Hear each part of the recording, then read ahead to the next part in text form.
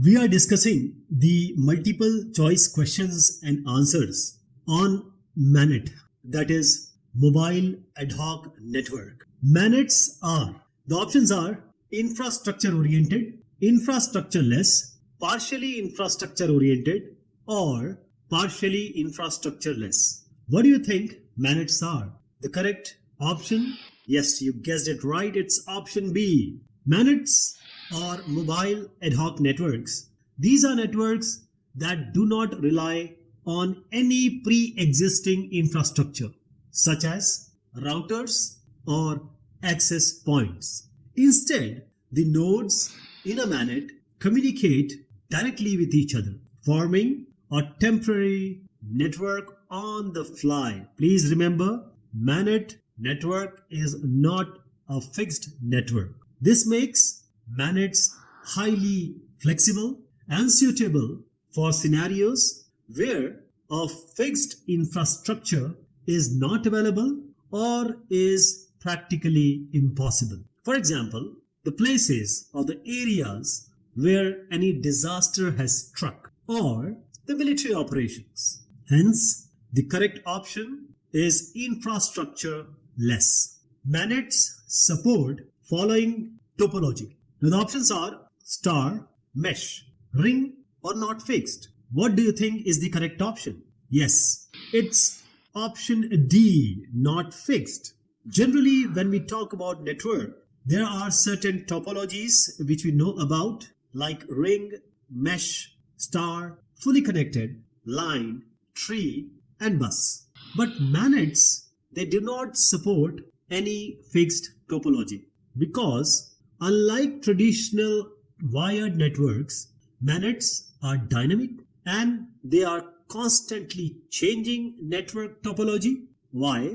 Because of the mobility of the nodes. So the nodes in MANET, they can move freely, they can join or leave the network at any time and establish connections with other nodes in a spontaneous manner. Hence, the network topology is not fixed in case of MANETs and they can vary dynamically based on the movement and interactions of the nodes. M2M, what it stands for? The options are MAC to MAC communication, machine to MAC communication, machine to machine communication, and MAC to machine communication. What do you think is the correct answer?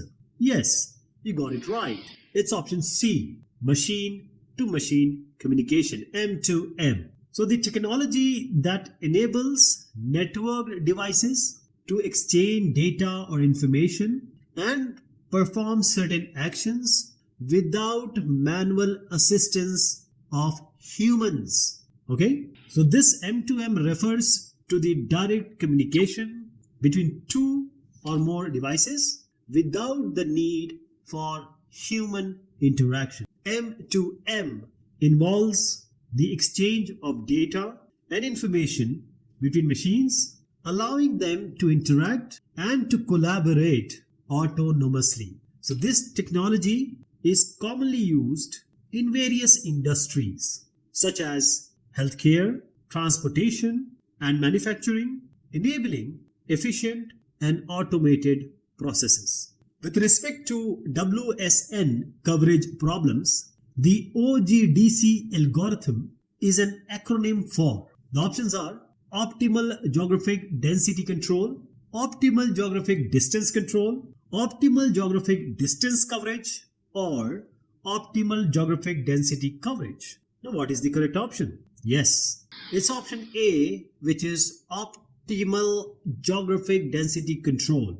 Now let me tell you about the WSN, which is the wireless sensor networks. There can be light sensors, there can be heat sensors, there can be traffic sensors. So all this comes under WSN. Now where to place these different sensors? What is the algorithm? So this OGDC, optimal geographic density control algorithm, this aims to reduce the number of messages, avoid the blind points when you're using sensors in the target field, and providing do full coverage of that area. As I said, this algorithm aims to optimize the geographic density of coverage in WSN wireless sensor networks. It focuses on controlling the density of sensors in different areas to ensure efficient coverage and to maximize the network performance. So by strategically adjusting the placement of sensors based on the density requirements, OGDC algorithm can achieve optimal coverage in the network. For testing the performance of ad hoc network, most accurate approach is, the options are simulated, analytics, testbed, or none of these. What do you think is the correct option?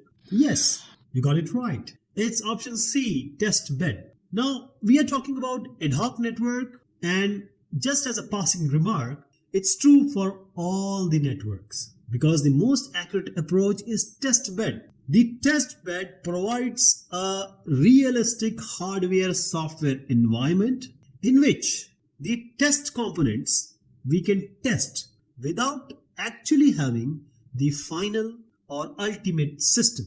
A testbed refers to a real-world environment that simulates the conditions in which the network is going to operate. So this allows for accurate testing and evaluation of the network's performance in a controlled setting. Now the first option is simulated approach. These approaches may not accurately represent real-world conditions, while the second option, analytics, alone may not provide a comprehensive assessment. Therefore, a testbed provides the most accurate and also the reliable results for evaluating the performance of an ad hoc network. Terms piconet and scatternet are associated with. The options are Wi-Fi, Zigbee, Bluetooth, and LAN, local area network. What do you think is the correct option? You got it right. It's option C, Bluetooth. Now this Bluetooth, first of all, is a short range wireless technology standard.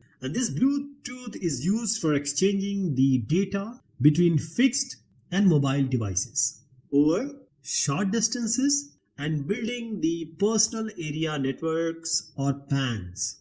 In case of Bluetooth, the transmission power is limited to 2.5 milliwatts. And it's quite short range, up to 10 meters. Now we are talking about piconet. So this is a network formed by Bluetooth devices where one device acts as the master and the others act as slaves. Scatternet is a network formed by multiple piconets, allowing multiple these piconets communicating between the devices in different piconets. While the Wi-Fi is a wireless network technology used for LAN, local area network. And the second option, which is the Zigbee, is a low power wireless communication technology used for short range applications. Self-chop property of MANETs signify. The options are configure, heal, optimize, protect, communicate, heal, optimize, protect, configure, heal, organize, protect, communicate, heal, organize, protect. Now in case of MANETs, this self-chop stands for configure, heal, optimize, and protect. So the option A is correct. This self-chop property of MANETs signifies that the network is able to configure itself by automatically setting up the connections and addressing, also healing itself by adapting to changes and recovering from failures, optimizing its performance by efficiently utilizing its resources, and then protecting itself from various security threats. So this property, self-chop property, ensures that the network is self-sustaining and the network can operate effectively in dynamic and unpredictable environments. I hope these MCQs enabled you to enhance your knowledge regarding MANET. So thank you for listening. Do take care of yourself.